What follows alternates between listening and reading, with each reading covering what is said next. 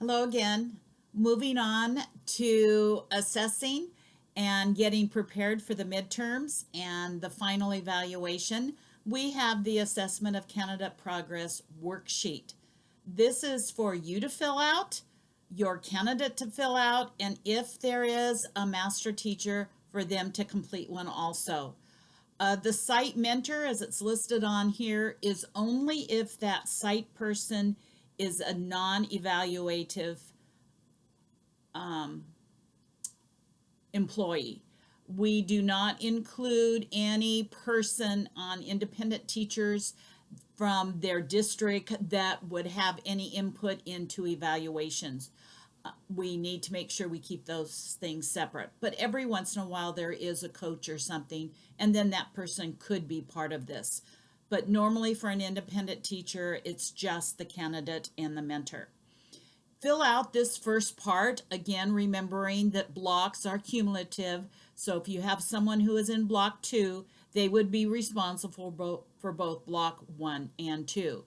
Then moving down to the next page, we have each TPE with the blocks on it.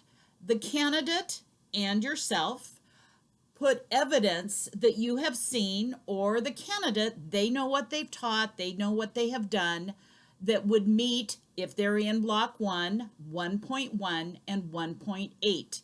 They would make a statement, a bullet, a couple sentences describing a lesson they did, or whatever they feel they have done that would be part of block 1 if they're doing block 1.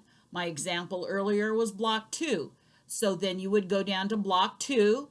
Here are 1.3, 1.6, and what did the student actually do in their instruction that they feel met these elements.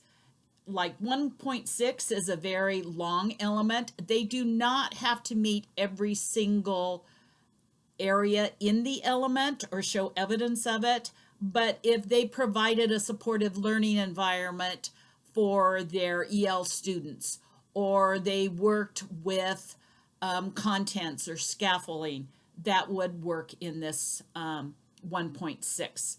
They would list that.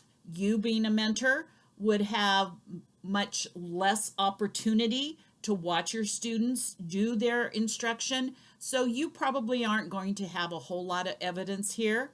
When I fill out these forms, I am constantly writing all over my form from what the master teacher says, what the candidate of the discussion is, to give myself more evidence to put then into that summary form.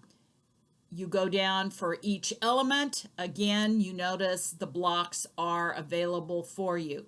Now, if you have a candidate who is in block 2, but you saw a lesson that was awesome in some block 2 pieces, or the student teacher wants to talk about it, go ahead and put it in it, because you are going to be scoring on them. The ones that you wouldn't be in block 1, there are some areas that you don't need to put any score in, such as you see the assessment piece, and actually TPE 4, the planning. You do not have to, if they're in block 1, they're not responsible for that. So on the final document, you can just leave it as an NA. Then after you finished your conference, and I'll say most of these conferences for me go at least 30 minutes, 45 minutes. I try not to make them over an hour, but very good dialogue. And then you take this information, you collect your candidates document. If you're virtual, they can email it to you. The master teachers, if there is one, you take all 3 documents and you summarize the information on the summary evaluation that we have in this area, that you can look at examples, and there's a video on completing that document also.